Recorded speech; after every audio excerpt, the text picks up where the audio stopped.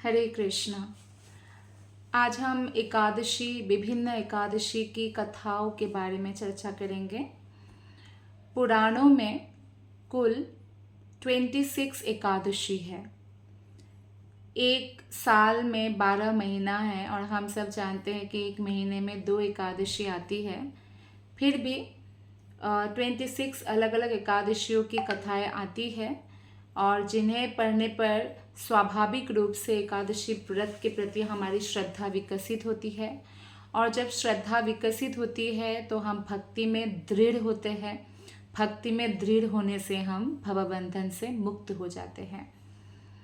तो जो भी 26 एकादशी के बारे में हम चर्चा करेंगे, ये पद्म पुराण के आधार पर चर्चा करेंगे। तो पहला एकादशी जिसके बारे में हम चर्चा करने जा रहे हैं उसका नाम है उत्पन्ना एकादशी।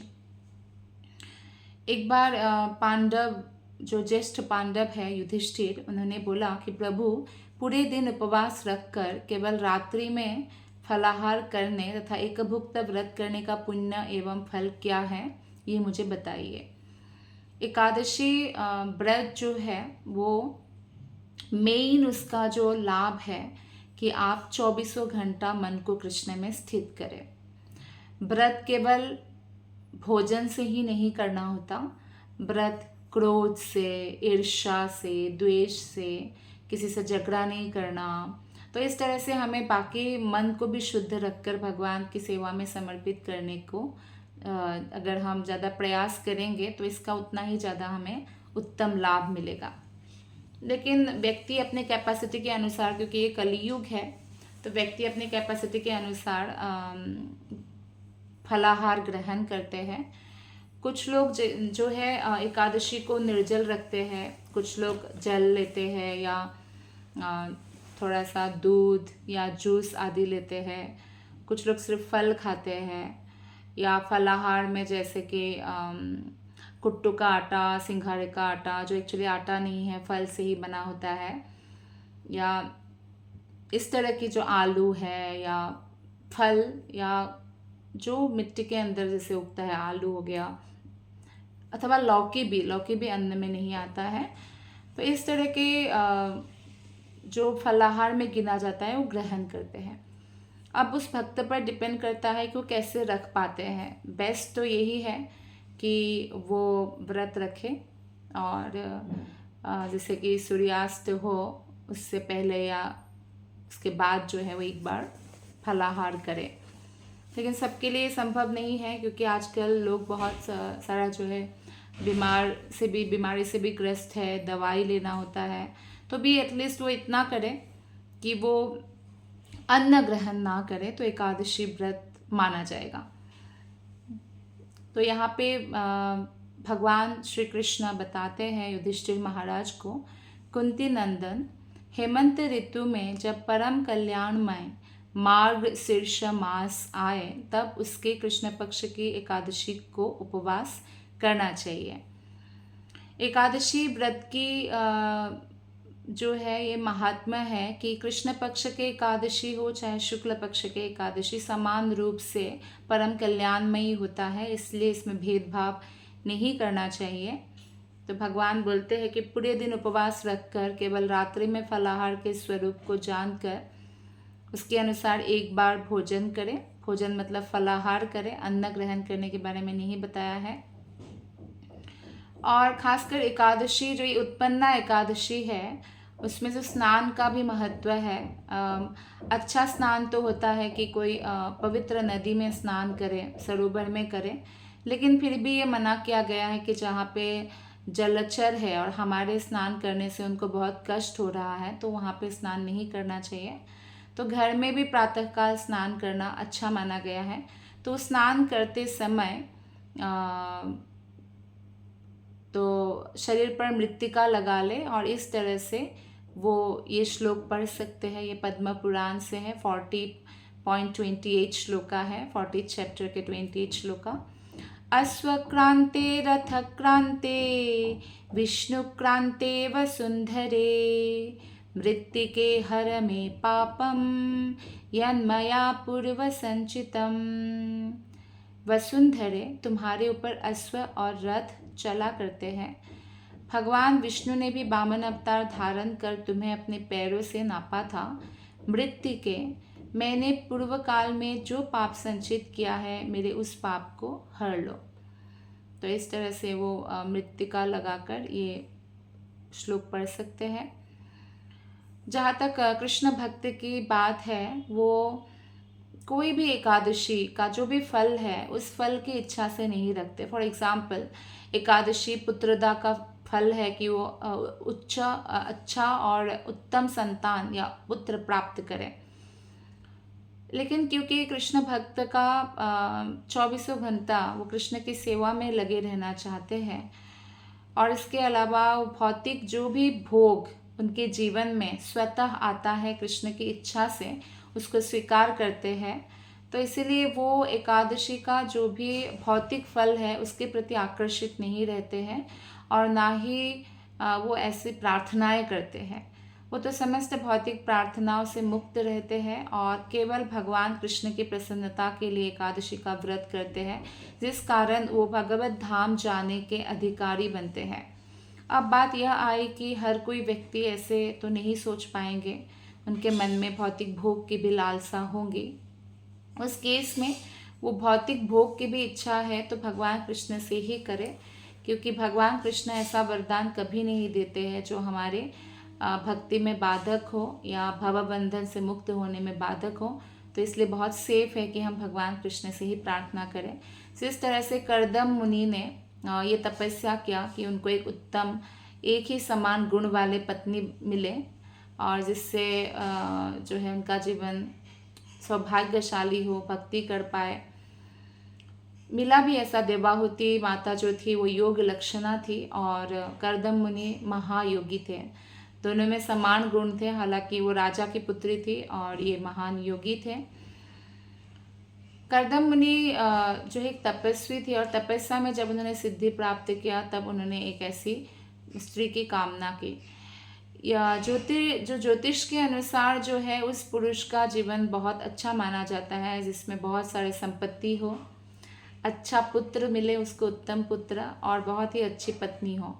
और इन तीनों में भी कंपैरिजन किया जाए तो जिसको अच्छी पत्नी मिली है, जो उनके आध्यात्मिक जीवन में सहायक हो और सुखी जीवन यापन करे और समझे बातों को, उत्तम स्त्री हो, तो उसको सबसे अधिक सौभाग्यशाली माना गया है।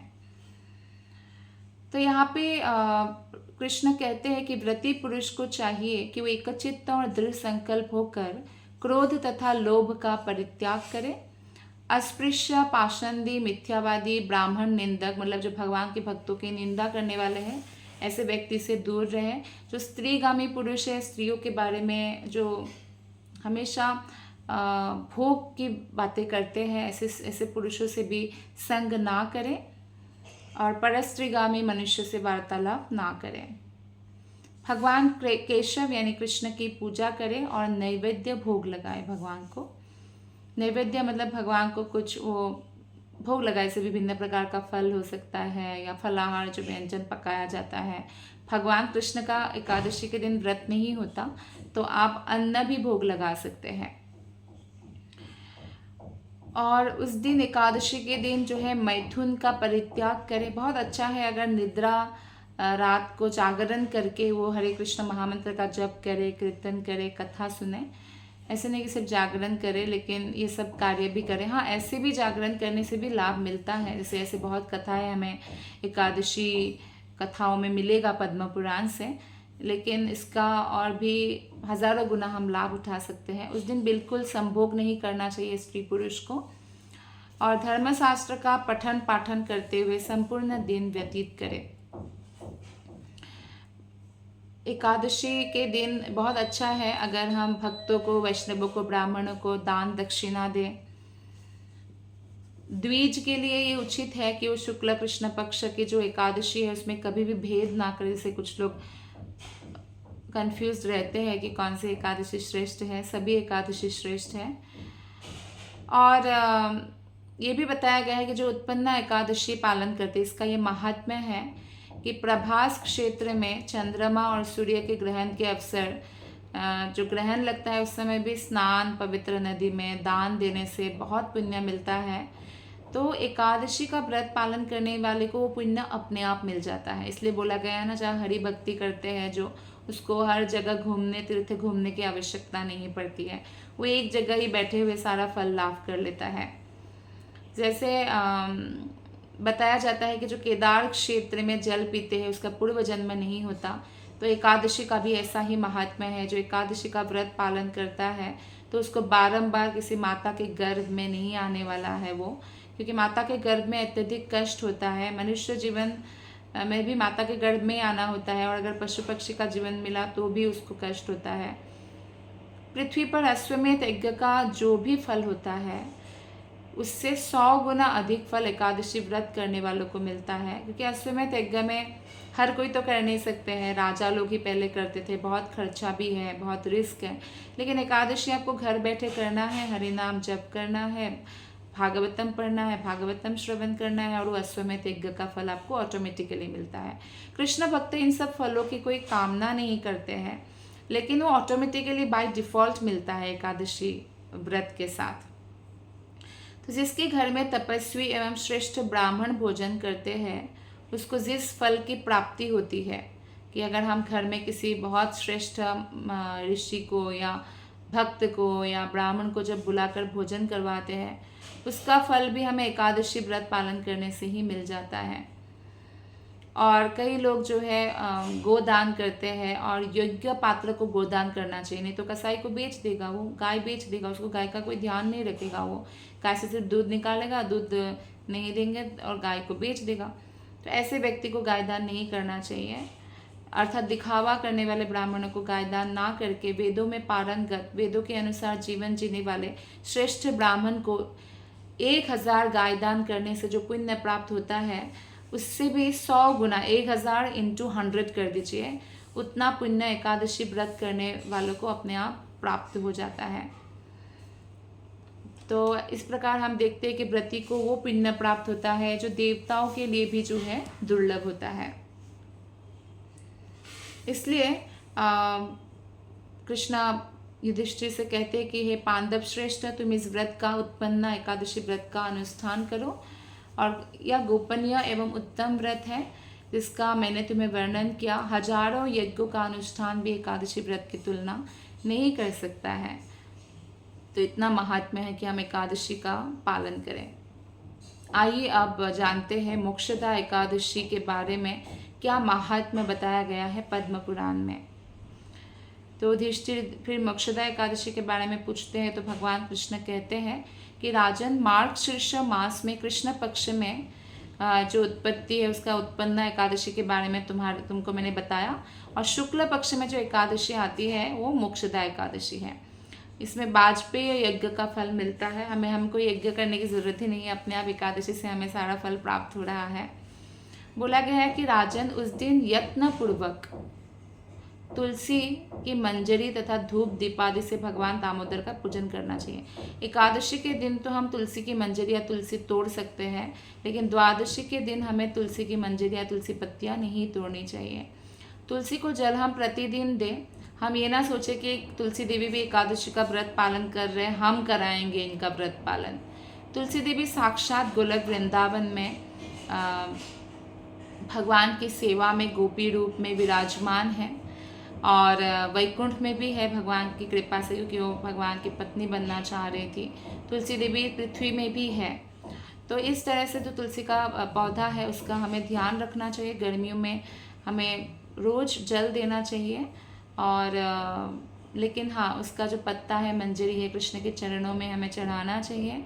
द्वादशी के दिन ना तोड़े, एकादशी को ही थोड़ा ज़्यादा पत्ता तोड़ लें या इससे पहले ही तोड़ लें।